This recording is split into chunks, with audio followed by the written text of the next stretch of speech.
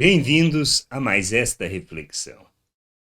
Quando nós compreendemos a vontade de Deus, o seu propósito, o seu plano, quando nós aprendemos a agir como Cristo, nós nos tornamos seus imitadores, mas com entendimento, não sem entendimento, não sem discernimento. Conhecer as Escrituras, compreender o que ele nos fala, o exemplo que ele nos dá, nós repensamos a maneira de pensar e compreendemos. Compreendemos o que Deus deseja, qual é o seu plano e seu propósito. E a gente vê muito exemplo na vida de Cristo, naquilo que ele fez e o quanto se submeteu à vontade do Pai se humilhando. E mesmo podendo, ou seja, mesmo tendo o poder, ele não usou deste poder para alcançar os seus interesses, mas sim ele se submeteu ao Pai. E o que a gente precisa aprender é a mesma coisa, é nos submeter à vontade do Pai, passar pelos processos que temos que passar, mas de maneira que o Pai seja glorificado, que a sua vontade seja conhecida, que a sua glória seja revelada.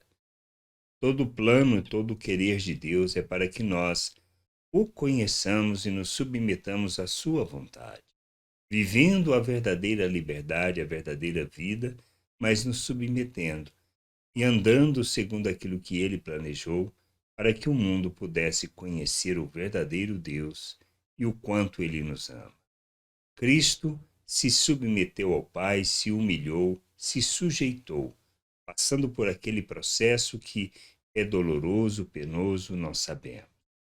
Tanto que ele pediu ao Pai se pudesse que o livrasse daquela hora, mas ele se submeteu. E a gente vê isso justamente em Marcos, no capítulo 15, no versículo 19 e 20.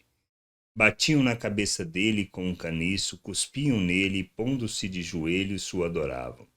Depois de terem zombado dele, tiraram-lhe o manto púrpura e vestiram com suas próprias roupas. Então, conduziram Jesus para fora, a fim de o crucificarem.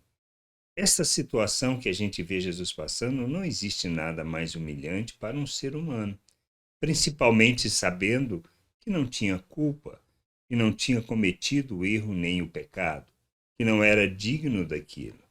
Mas, tendo a multidão sido manipulada, o próprio Pilatos, sabendo que ele não era culpado e que por inveja os religiosos tinham feito aquilo, ele se submeteu ao Pai.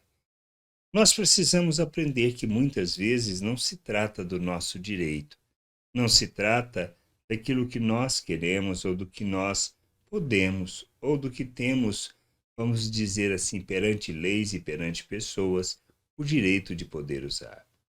Mas devemos compreender qual é a vontade do Pai e nos submeter, mesmo que seja algo humilhante. Não importa, Cristo nos dá o exemplo. Ele colocou a vontade do Pai acima de qualquer coisa.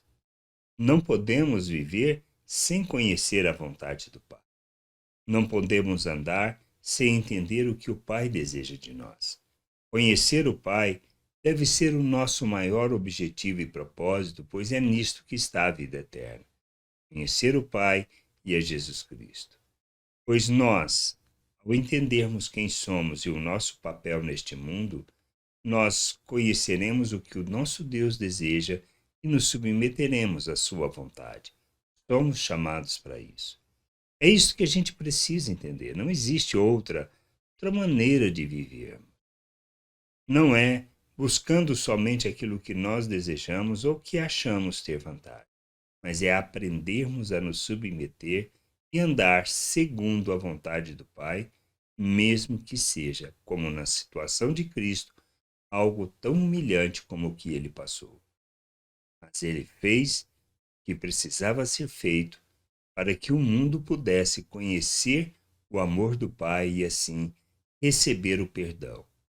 E com a sua ressurreição, a justificação para podermos, libertos do pecado e sendo tirados das trevas, sermos movidos para o reino de Deus, para vivermos a plenitude da vontade do Pai neste mundo. Que a gente possa compreender e buscar de todo o coração a vontade do Pai e andar nessa vontade, glorificando o seu nome.